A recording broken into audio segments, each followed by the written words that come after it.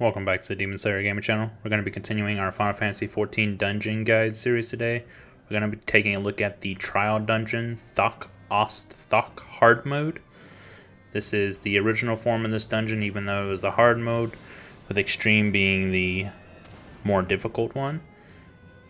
After the video, if this helped you out at all, please make sure to like the video and subscribe to the channel, as it really does help me out. For this dungeon, you'll be fighting the Primal Ravana.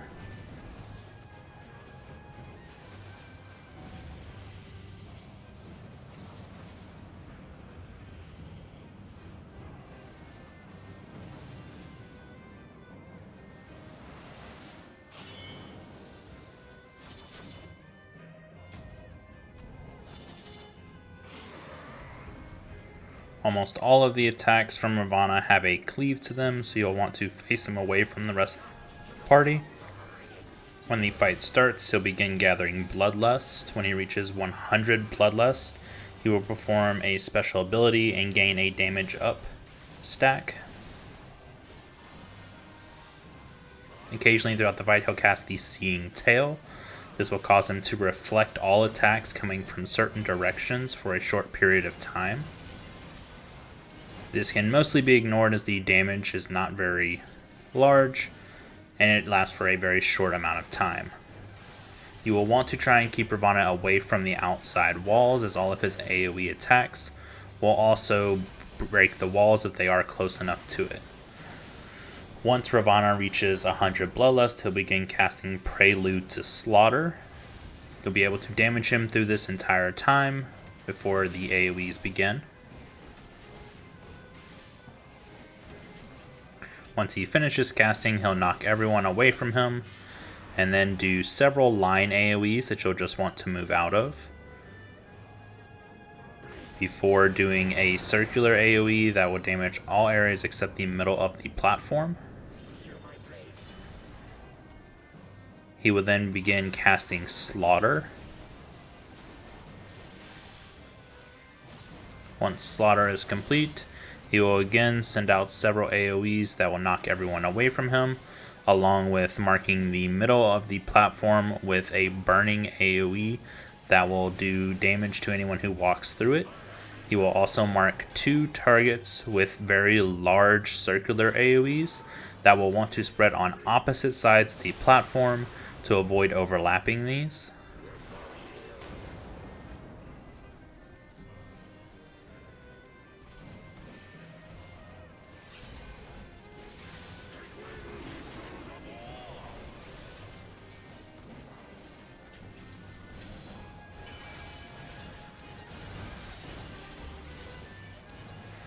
When the ads begin to spawn, you will want to kill the spirit Ganas as quick as possible. You will need to kill them before they finish casting Falling Laughter. If you do not kill them before this finishes casting, then they will summon a sword onto the battlefield that for his next ultimate ability will increase the amount of damage done. The Moon Gana function the same way as the Spirit Gana, so you just want to kill them as soon as possible.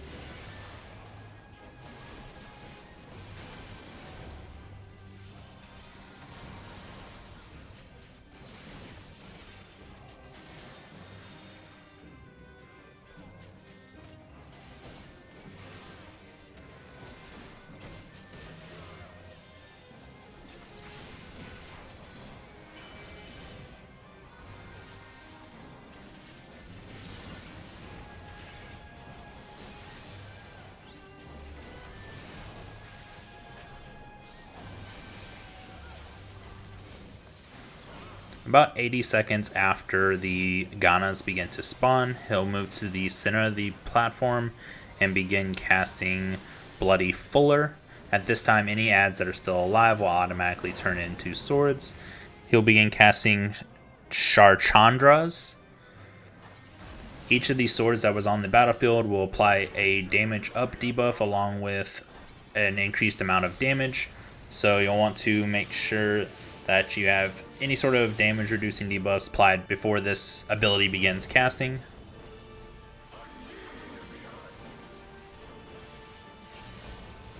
Afterwards, the boss will cast Pillars of Heaven, which will push everyone away from him, so you'll need to make sure you're positioning yourself where you're not in front of a break in the wall. He will then target the off tank if the off tank is alive and shoot several line AoEs at them.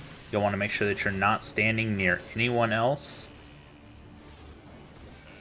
When he casts Rose of Hate, this will be a large line AoE which will just need to move out of. At the same time, he will summon several circular orbs that will follow random party members. If these orbs run into you, then they will apply a damage up debuff along with doing considerable damage, so you'll want to move away from them.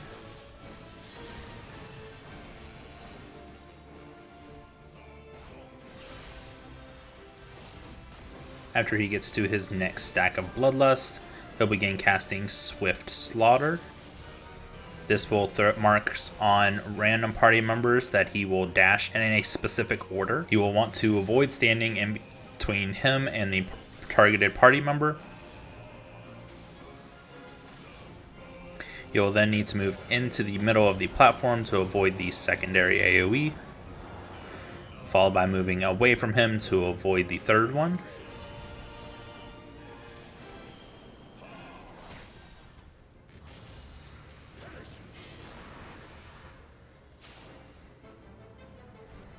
After this, Ravana will cast Prelude to Slaughter.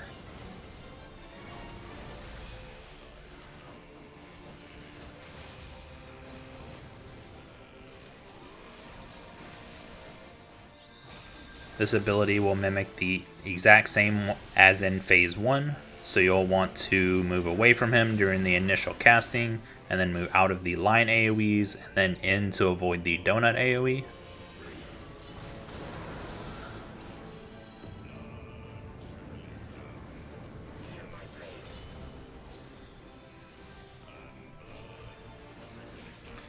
He also has an ability called Atmalinga, which will do just party-wide damage that has to be healed through.